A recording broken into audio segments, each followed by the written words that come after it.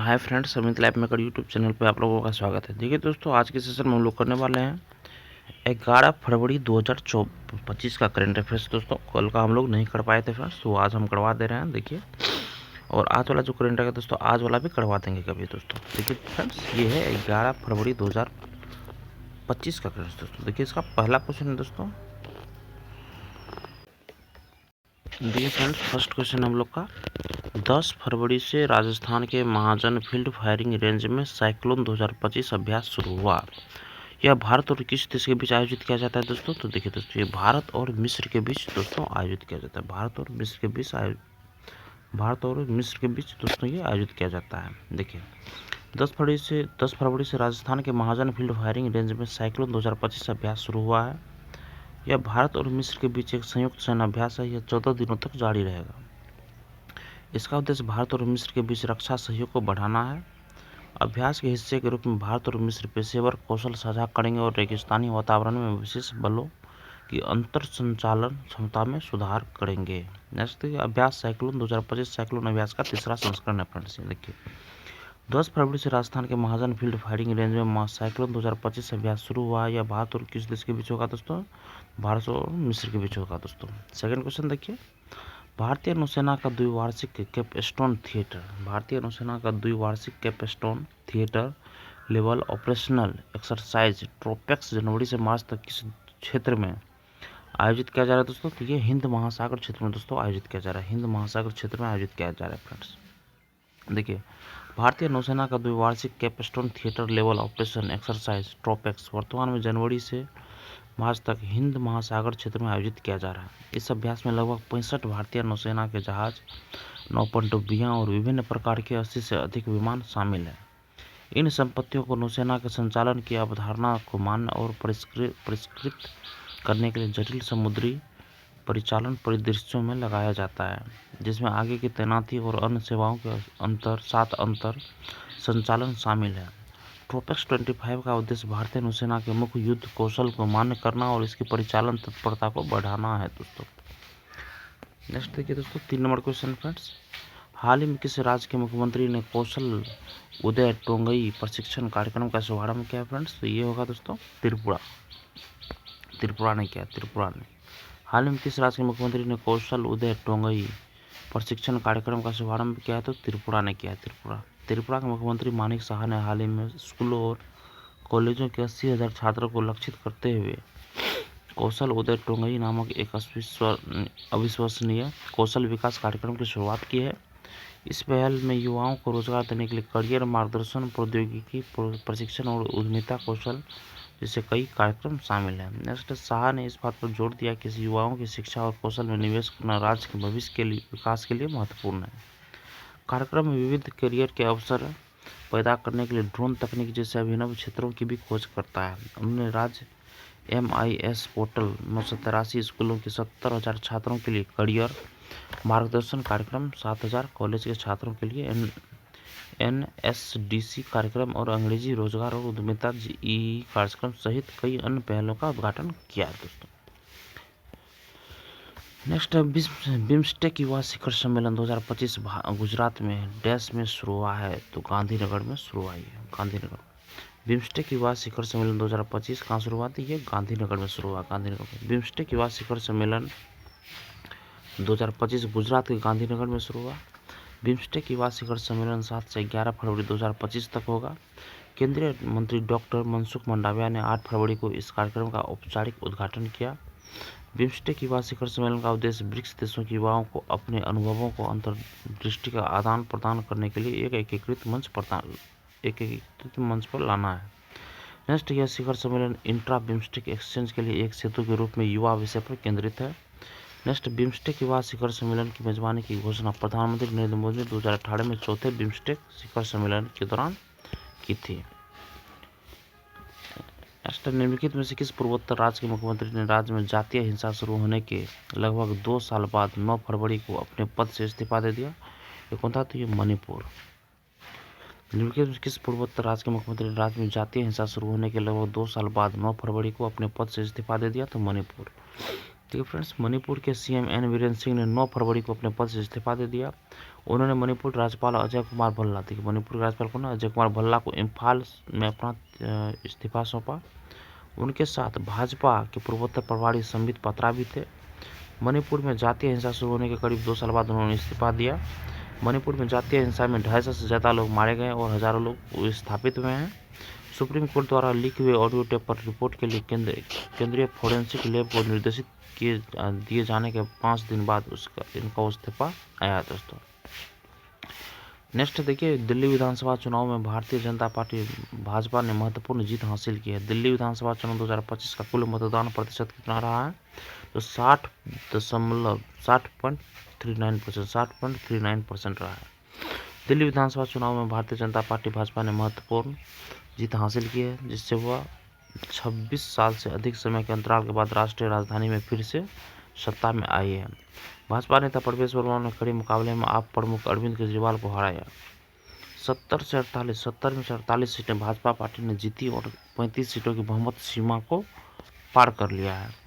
भाजपा का वोट प्रतिशत 45.56% रहा, जबकि आप 43.57% और कांग्रेस का वोट प्रतिशत 6.34% रहा है। दिल्ली विधानसभा चुनाव 2025 का मतदान 5 फरवरी को संपन्न हुआ था, जिसमें कुल मतदान 60.39% रहा था। नेक्स्ट है, देश के पहले लोकतांत्रिक रूप से निर्वाचित राष्ट्रपति सैम नुजोमा का 95 वर्ष की आयु में निधन हो गया है। किस देश के राष्ट्रपति थे ये, तो नामीबिया। देखिए फ्रेंड्स, नामीबिया के पहले लोकतांत्रिक रूप से निर्वाचित राष्ट्रपति सैम नुजोमा का 95 वर्ष की आयु में निधन हो गया है। नामीबिया के पहले लोकतांत्रिक रूप से निर्वाचित राष्ट्रपति सैम नुजोमा का 95 वर्ष की आयु में निधन हो गया है। वे नामीबिया के संस्थापक पिता थे। नुजोमा ने 1990 से 2005 तक नामीबिया का नेतृत्व किया था। नुजोमा ने तीसरी बार राष्ट्रपति पद पाने के लिए संविधान में संशोधन किया। देखिए, उन्हें दक्षिण अफ्रीकी उपनिवेशवाद के खिलाफ नामीबिया के मुक्ति संघर्ष में उनकी महत्वपूर्ण भूमिका के लिए जाना जाता है। उन्हें 2005 के संसद अधिनियम के माध्यम से औपचारिक रूप से नामीबिया राष्ट्र का संस्थापक पिता घोषित किया गया था। आरबीआई ने ऑनलाइन डिजिटल भुगतान के लिए एक अतिरिक्त प्रमाणीकरण प्रत पेश की है। कौन सा, तो अंतर्राष्ट्रीय होगा, ये अंतर्राष्ट्रीय। भारतीय रिजर्व बैंक ने ऑनलाइन अंतर्राष्ट्रीय डिजिटल भुगतान के लिए एक अतिरिक्त प्रमाणीकरण प्रत पेश की है। भारतीय रिजर्व बैंक आरबीआई ने सीमा पार कार्ड नॉट प्रेजेंट लेन देन के लिए एक अतिरिक्त प्रमाणीकरण कारक शुरू करने की योजना की घोषणा की है। यह भारत द्वारा जारी कार्डों के माध्यम से अंतर्राष्ट्रीय डिजिटल लेन देन को उन्हीं सुरक्षा मानकों पर लाएगा जो घरेलू लेन देन पर लागू होते हैं। नेक्स्ट, एक अतिरिक्त प्रमाणीकरण कारक एएफए के लिए वन टाइम पासवर्ड या बायोमेट्रिक प्रमाणीकरण की आवश्यकता होती है। इसने घरेलू ऑनलाइन भुगतानों में धोखाधड़ी की संख्या को प्रभावी रूप से कम कर दिया है। नेक्स्ट, किस देश ने इन विट्रो फर्टिलाइजेशन का उपयोग करके पहली बार कंगारू भ्रूण बनाए हैं, तो ऑस्ट्रेलिया। देखिए फ्रेंड्स, ऑस्ट्रेलियाई शोधकर्ताओं ने इन विट्रो फर्टिलाइजेशन का उपयोग करके पहली बार कंगारू भ्रूण बनाए हैं। यह इंट्रासाइटोप्लाज्म स्पर्म इंजेक्शन ICSI के माध्यम से किया गया है, जो मानव प्रजनन उपचार में प्रयुक्त तकनीक है। क्वींसलैंड विश्वविद्यालय के वैज्ञानिकों ने एक परिपक्व अंडाणु में एकल शुक्राणु डालकर पूर्वी ग्रे कंगारू भ्रूण बनाए। 20 से अधिक भ्रूण सफलतापूर्वक उत्पन्न किए गए हैं। शुक्राणु और अंडाणु हाल ही में मृत कंगारुओं से वन्यजीव अस्पतालों में एकत्र किए गए थे। यह सफलता कोआला, तस्मानियाई डेविल्स और वॉम्बैट्स जैसे संकटग्रस्त मार्सपियल्स के संरक्षण में मदद करने का उद्देश्य रखती है, जो ऑस्ट्रेलिया के उच्च स्तनपायी विलुप्ति दर को संबोधित करती है। फ्रेंड्स, देखिए नेक्स्ट क्वेश्चन हम लोग का, एशिया की सबसे बड़ी एरोस्पेस और रक्षा प्रदर्शनी एरो इंडिया का 15वां संस्करण डैश में शुरू हुआ है। कहाँ शुरू हुआ है, तो ये बेंगलुरु में शुरू हुआ, बेंगलुरु में। देखिए फ्रेंड्स, रक्षा मंत्री राजनाथ सिंह ने बेंगलुरु में एशिया के सबसे बड़े एरो इंडिया शो का उद्घाटन किया। एशिया की सबसे बड़ी एरोस्पेस और रक्षा प्रदर्शनी एरो इंडिया का 15वां संस्करण कर्नाटक के बेंगलुरु में येलहंका वायुसेना स्टेशन में शुरू हुआ। Runway to a billion opportunities विषय पर 5 दिवसीय कार्यक्रम में भारत की रक्षा क्षमताओं और स्वदेशी नवाचारों को दिखाया जाएगा।